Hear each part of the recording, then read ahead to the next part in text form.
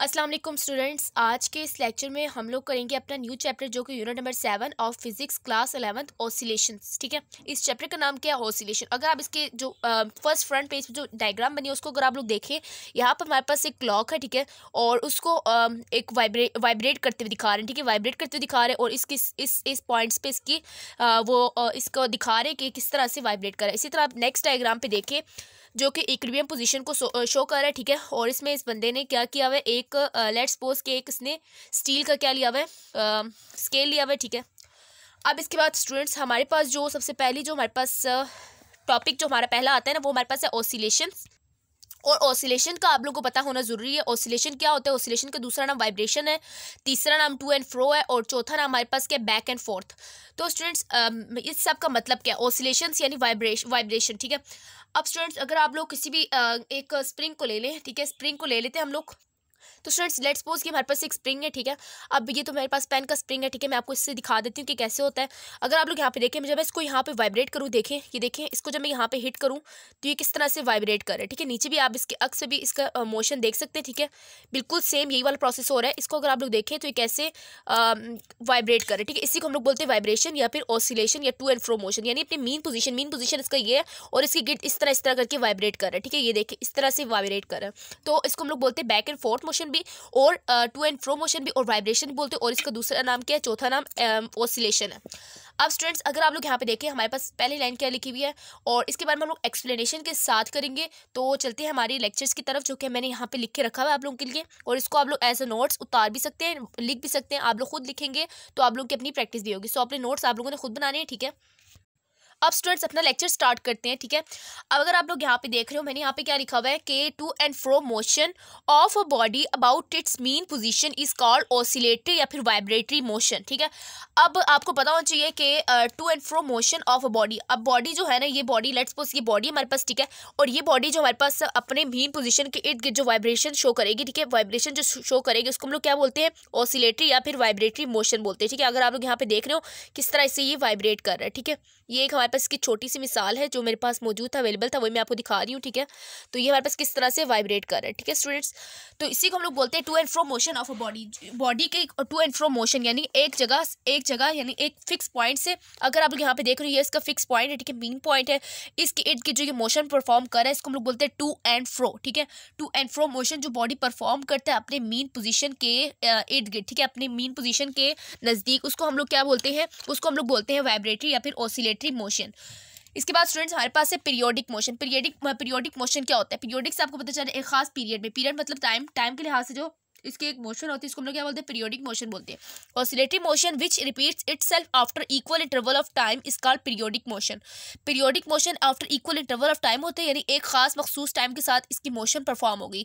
जबकि oscillatory motion क्या होती है कि खास मखसूस टाइम नहीं है, बल्कि वो अपने मेन पोजीशन के इर्द गिर्द किसी भी टाइम के लम्हे में वाइब्रेट कर सकते हैं। ठीक है, अगर आप स्टूडेंट्स यहाँ पे देखें कि यहाँ पे हमारे पास इसकी एक मिसाल दी हुई। ठीक है, मिसाल क्या एग्जांपल क्या, यहाँ पे यहाँ पे हमारे पास है मैस स्प्रिंग सिस्टम। ठीक है, अगर यहाँ पे देखिए मैस लटका हुआ है, ठीक है, और ये इसका स्प्रिंग है, और स्प्रिंग की जो मेन पोजीशन है, मेन पोजीशन लेट्स सपोज ये थी।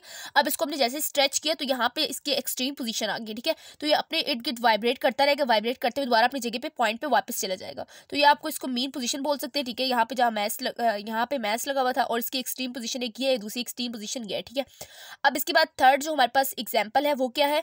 Motion of bob of simple pendulum. Simple pendulum आप 10th क्लास से पढ़ के आए हैं। ठीक है, सिंपल पेंडुलम में भी क्या होता है? मेन पोजीशन से जब इर्द गिर्द एक दफा हम लोग उसको टच करते हिट करते हैं तो ये क्या करता है? आगे पीछे वाइब्रेट करता है। ठीक है, इस तरह मूव करता है। उसके बाद आते आते इसकी स्पीड स्लो होते होते फिर ये अपने मेन पोजीशन में दोबारा वापस आ जाता है। तो ये भी हमारे पास क्या है? To and fro motion, back and forth motion या फिर वाइब्रेटरी मोशन है। ठीक है, ऑसिलेटरी मोशन भी बोल सकते हैं और वाइब्रेटरी मोशन भी बोल सकते हैं। इस एग्जाम्पल में आपको बता चुकी हूँ, मैस स्प्रिंग सिस्टम है, मोशन ऑफ बॉब अब सिंपल पेंडुलम है, और a steel ball rolling in a curve dish. आप ये भी पढ़ के आए हैं। ठीक है, आप ये 10th में पढ़ के आए हैं। फिजिक्स में आप लोगों ने पढ़ा था कि जब स्टील बॉल जो होती है ना रोल करती है एक डिश के अंदर जो कि कर्व होती है, कर्व डिश के अंदर जब रोल करती है तब भी क्या परफॉर्म करता है? ये ऑसिलेटरी मोशन या फिर वाइब्रेटरी मोशन परफॉर्म करता है। अब स्टूडेंट्स आप लोगों ने एक और बात नोट की होगी कि ये जो ऑब्जेक्ट्स है जब ये आपस में जब ये to and fro motion perform करते हैं, जब ये to and fro motion perform करता है तो कोई भी बॉडी, तो ये अपने मीन पोजीशन पे कैसे आता है, अपने स्टेबल स्टेट पे कैसे आता है स्टूडेंट्स। ये इसके एक फोर्स होती है जिसको बोलते हैं रिस्टोरिंग फोर्स, जो कि उसको रिस्टोर कर जाती है, यानी इसको अपनी दोबारा मीन पोजीशन पे वापस लेके आती है। तो इसकी डेफिनेशन क्या बनती है कि the force which brings the body या फिर system back to its stable equilibrium state या position is called restoring force. यानी वो फोर्स जो कि बॉडी को अपने स्टेबल इक्विलिब्रियम स्टेट या पोजीशन में लेके आए, उसको हम लोग क्या बोलते हैं, उसको हम लोग बोलते हैं रिस्टोरिंग फोर्स। रिस्टोरिंग फोर्स हमारे पास किसके बराबर होती है, माइनस के एक्स। अब एक्स क्या है, एक्स हमारे पास डिस्प्लेसमेंट है और के हमारे पास कांस्टेंट है, स्प्रिंग कांस्टेंट है, और एफ हमारे पास क्या है, एफ हमारे पास फोर्स है जो कि रिस्टोरिंग फोर्स है। अब ये देखें कि फोर्स जो हमारे पास होगी ना डिस्प्लेसमेंट के इनवर्स, यानी डिस्प्लेसमेंट का नेगेटिव होगा। जब डिस्प्लेसमेंट बड़ी होगी तो फोर्स क्या होगा, फोर्स अपोजिट डायरेक्शन में होगा, ठीक है। अगर आप लोग यहाँ पे देख रहे हो कि डायग्राम जो थी यहाँ पे देखिए, अगर आप लोग कि यहाँ पर इस तरफ लेट्स सपोज यहाँ पर ये बॉब जो है ना, बॉल जो है इस तरफ चला गया, ठीक है, बॉब कह सकते हैं, बॉल कह सकते हैं, इस तरफ चला गया, इसकी डिस्प्लेसमेंट क्या होगी, एक्स होगी। एक्स हमारे पास मैक्सिमम इसकी डिस्प्लेसमेंट इसने कवर की है। तो जो फोर्स होगा ना रिस्टोरिंग फोर्स, इसको इस तरफ खींच रहा होगा, यानी मीन पोजीशन की तरफ खींच रहा होगा और स्टेबल पोजीशन की तरफ खींच रहा होगा। सो ये हमारे पास क्या होती है, एक दूसरे के ऑपोजिट काम करती हैं, और इस तरह के फोर्स को हम लोग क्या बोलते हैं, रिस्टोरिंग फोर्स बोलते हैं, ठीक है। और it is equal and opposite to applied force. और ये अप्लाइड फोर्स के बिल्कुल इक्वल एंड अपोजिट है। हम जो अप्लाइड फोर्स करते हैं, हम जो फोर्स अप्लाई करते हैं, वो हम किस तरह करते हैं, हम उसको यहाँ से उठाते हैं और इस तरह से पीछे लेके आते हैं, ठीक है। अप्लाइड फोर्स इस तरफ है, अप्लाइड फोर्स किस तरफ है, इस तरफ है हमारे पास, और जो रिस्टोरिंग फोर्स है वो किस तरफ होगी, इसके बिल्कुल ऑपोजिट होगी, ठीक है। रिस्टोरिंग फोर्स क्या होगी, इसके बिल्कुल ऑपोजिट होगी, तो इसलिए हम लोग इसको बोलते हैं it is opposite and equal to applied force. अब इसके बाद स्टूडेंट्स हमारे पास क्या है, अब स्टूडेंट्स हमारे पास है कि how to get oscillation. Oscillation हम कैसे ला सकते हैं, यानी वाइब्रेटरी मोशन हम लोग कैसे ला सकते हैं, हम लोग कैसे बॉडी को वाइब्रेट करवा सकते हैं। सो स्टूडेंट्स, अगर आप लोग सबसे पहले देखें, a body is pulled away on one side from its equilibrium position and then released. अगर आप लोग यहाँ पे देखें, दोबारा से स्प्रिंग को देखें, अगर एक बॉडी को हम लोग पुल करते हैं, खींचते हैं एक तरफ से और फिर उसको रिलीज करते हैं, ठीक है, रिलीज करते हैं, तो अगर आप इसको बिल्कुल इसकी इसको जो परफॉर्म करने वाली जो वीडियो, इसको बिल्कुल अगर आप बिल्कुल स्लो स्पीड में देखेंगे तो आपको ये जो उसका जो ऑसिलेशन है ना, जो वाइब्रेट करेगा, वो आपको बिल्कुल क्लियर नजर आएगा, ठीक है। अभी इधर आपको अभी जल्दी जल्दी नजर आ रहा है, इस तरह से आपको पता नहीं चल रहा होगा, ठीक है। तो इस पे क्या कहा हुआ है कि body is pulled on one side, body को पुल करते हैं ऑन वन साइड, ठीक है, एक साइड पे बॉडी को पुल करते हैं from its equilibrium position and then release, और छोड़ देते हैं। The body begins to oscillate due to restoring force. Body क्या होती है, वाइब्रेट करना शुरू, जिस तरह भी आप लोग देखें कि वाइब्रेट कर रही है, ठीक है, वाइब्रेट करना शुरू करती है, और क्या करती है, किस वजह से करती है, ड्यू टू रिस्टोरिंग फोर्स। अभी रिस्टोरिंग फोर्स को मैं आपको बता चुकी हूँ। Under the action of this force, इस फोर्स के एक्शन में, यानी जब ये फोर्स लग रही होगी, the body accelerates, body accelerate भी करती है, इसका एक्सेलेरेशन भी आता है, and it passes over the rest position due to inertia, और ये रेस्ट पोजीशन से पास कर जाती है इनर्शिया की वजह से, यानी इसका जो मेन पोजीशन होगा ना, जहाँ पे ये रेस्ट कर रहा था, उस पोजीशन से ये पास करके आगे पीछे मूव करने लग जाती है, ठीक है। अगर आप लोग यहाँ पे देखें डायग्राम में, तो यहाँ पे हमने क्या किया, बॉडी यहाँ पे पड़ी हुई थी, हमने इसको एक फोर्स लगाया, उसको यहाँ पे यहाँ तक लाए, उसके बाद इसको रिलीज कर दिया, तो ये आपस में इस तरह करके ऑसिलेट करने लगी, ठीक है। इस तरह ऑसिलेट कर रही है, और ये अपने रेस्ट पोजीशन से भी पास करके जा रही है, ठीक है। ये क्यों हो रही है कि ड्यू टू इनर्शिया, इनर्शिया की वजह से, ठीक है, इनर्शिया की वजह से the restoring force pulls it back. Restoring force इसको पीछे खींचने की कोशिश कर रही है इसकी मेन पोजीशन पे, since restoring force is always directed towards the mean position. Restoring force हमेशा किस तरफ होती है, मेन पोजीशन की तरफ होती है, क्योंकि ये रिस्टोरिंग फोर्स इसको दोबारा अपने स्टेबल पोजीशन पे लाने में मदद कर रही थी। जो स्टेबल पोजीशन है वो क्या है, मीन पोजीशन है, ठीक है। So acceleration is also directed towards the mean position. तो एक्सेलरेशन भी किस तरफ होगी, एक्सेलरेशन भी सेम फोर्स, यानी जो रिस्टोरिंग फोर्स होगी उसी की तरफ ही डायरेक्शन दे रही होगी, और उसी की तरफ ही उसका डायरेक्शन होगा, ठीक है। उसका भी जो हेड होगा ना, अगर आप लोग यहाँ पे डायग्राम में देखें कि यहाँ पे क्या है कि फोर्स जो हमारे पास है ना, रिस्टोरिंग फोर्स ये इस तरफ लग रही है, तो एक्सेलरेशन भी इसी तरफ ही होगा, ठीक है। एक्सेलरेशन भी इसी तरफ डायरेक्ट करेगा, जबकि हमारे पास डिस्प्लेसमेंट है वो अपोजिट डायरेक्शन में होगा, इसीलिए एक्सेलरेशन और जो डिस्प्लेसमेंट है वो भी हमारे पास नेगेटिव की साइन में होता है, ठीक है। अगर आप लोग आगे देखेंगे तो आप लोगों को पता चलेगा A is equal to minus x डब्ल्यू और ओमेगा स्क्वायर, ठीक है, ओमेगा स्क्वायर, ये फॉर्मूला भी आप लोग पढ़ेंगे, ठीक है। अगर आप लोग इसमें देखें तो ये A हमारे पास with negative sign of x है, जिसका क्या मतलब है कि ये दोनों आपस में एक दूसरे के अपोजिट है, और A हमारे पास रिस्टोरिंग फोर्स की तरफ, यानी जहाँ पे रिस्टोरिंग फोर्स की डायरेक्शन होगी उसी तरफ हमारे पास क्या होगा, एक्सेलरेशन की डायरेक्शन होगी। सो स्टूडेंट्स, ये हमारे पास एक तरीका था कि हम लोग कैसे ऑसिलेशन परफॉर्म करवा सकते हैं। इसको आप लोग अपनी कॉपी पे नोट कर लें, और इसको अच्छे से आप लोगों ने प्रिपेयर करना है, ठीक है। अब इसके बाद हम लोग देखते हैं कुछ टर्मिनोलॉजीज जो कि ऑसिलेटरी मोशन से रेलिवेंट है। स्टूडेंट, इससे पहले एक और बात भी आप लोगों ने याद रखनी है कि हर पीरियोडिक मोशन कभी भी ऑसिलेटरी मोशन नहीं होता, ठीक है। हर पीरियोडिक मोशन कभी भी ऑसिलेटरी मोशन नहीं होता। क्यों नहीं होता? क्योंकि पीरियोडिक मोशन एक खास टाइम में होता है, ठीक है, खास टाइम में होता है, और ऑसिलेटरी मोशन के लिए कोई खास टाइम रिक्वायर्ड नहीं है। लेकिन हर ऑसिलेटरी मोशन पीरियोडिक मोशन है, क्योंकि हर ऑसिलेटरी मोशन पीरियोडिक मोशन हो सकता है, लेकिन हर पीरियोडिक मोशन ऑसिलेटरी मोशन नहीं हो सकता। सो हम लोग यहाँ पे लिखेंगे every periodic motion is not oscillatory motion but every oscillatory motion is periodic motion. So इसके बाद हमारा जो नेक्स्ट है terminologies related to oscillatory motion.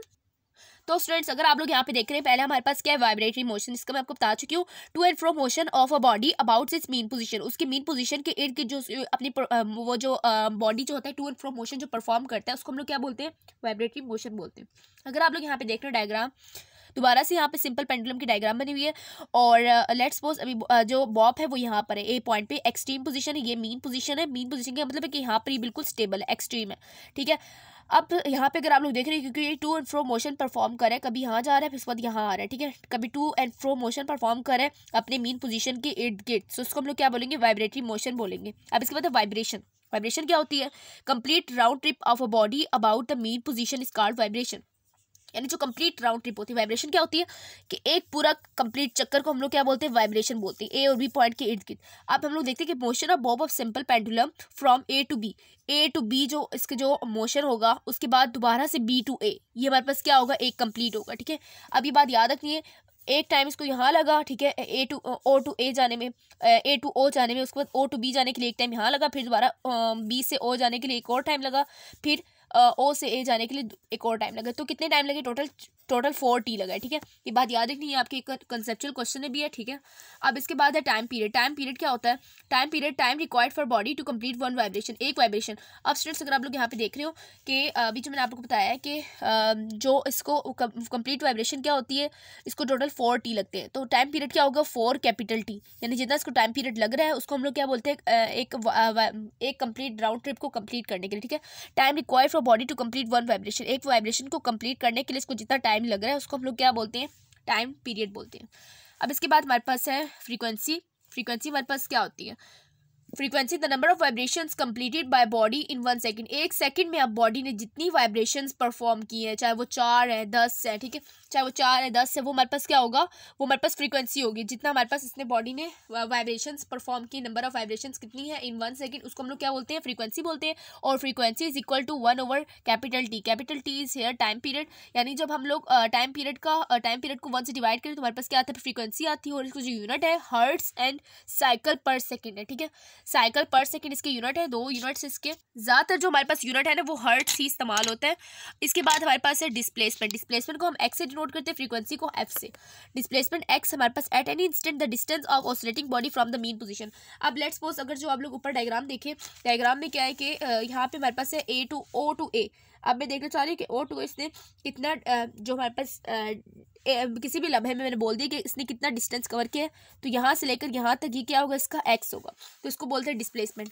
तो अगर आप लोग यहाँ पे देखें डिस्प्लेसमेंट की डेफिनेशन पढ़े, eight any instant the distance of oscillating body from the mean position is called displacement. किसी भी लम्हे में डिस्टेंस ऑफ ऑसिलेटिंग बॉडी यानी जो बॉडी वाइब्रेट कर रही है उसकी मीन पोजीशन से किसी भी लम्हे में जो डिस्टेंस होगा उसको हम लोग क्या बोलते हैं? डिस्प्लेसमेंट बोलते हैं। और इसको हम लोग यूनिट इसका क्या है? मीटर है, ठीक है, इसका यूनिट मीटर है।